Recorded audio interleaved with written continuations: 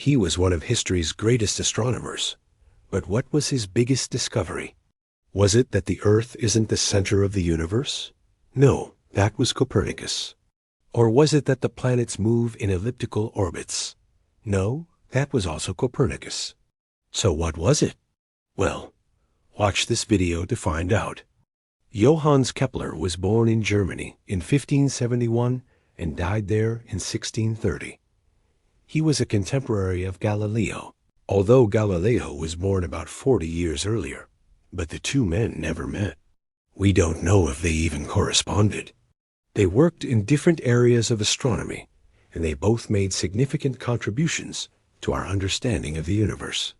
But we remember Kepler more for his laws of planetary motion than for any other discoveries he made.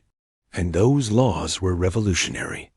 Before Kepler, people thought that the planets moved in circular paths around the sun. It was an intuitive idea.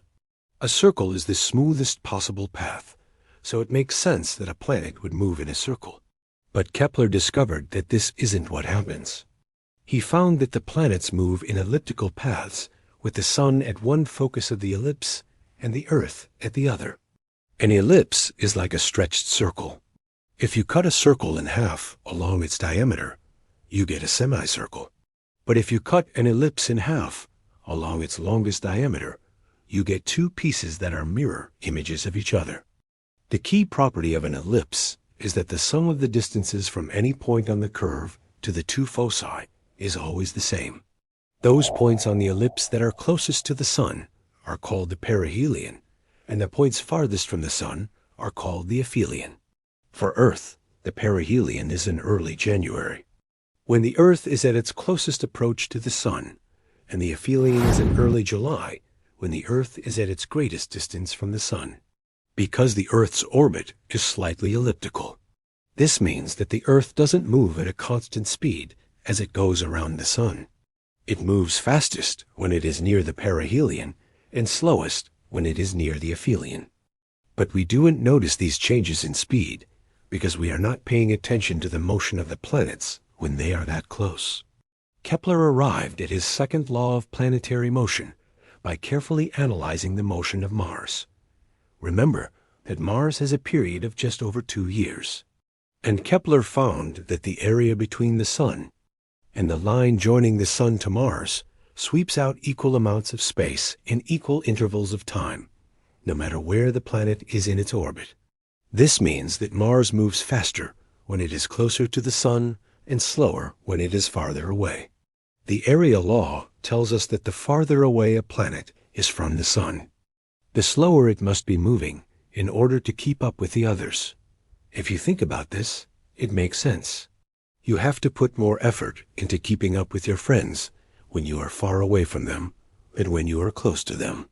So the converse is also true. When the Earth is near its aphelion, it slows down a bit, which allows Mars to catch up.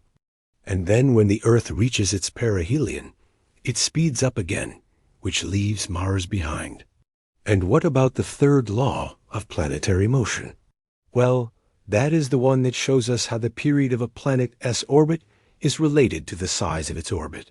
Kepler discovered that the square of a planet's orbital period is proportional to the cube of the semi-major axis of its orbit.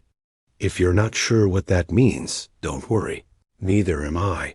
But fortunately for you, I have a great news channel that explains science and tech stories. Anyway, all 3 of Kepler's laws of planetary motion were published in this book in 1619. So, why do we remember Kepler more than Copernicus?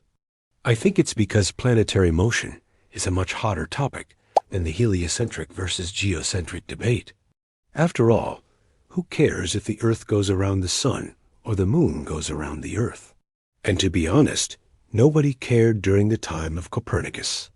It wasn't until Newton came along and showed that the reason the planets go around the Sun is because of gravity that anyone really cared. Did you know that Isaac Newton was once a student at Trinity College, Cambridge? And that his former lodgings can still be visited today?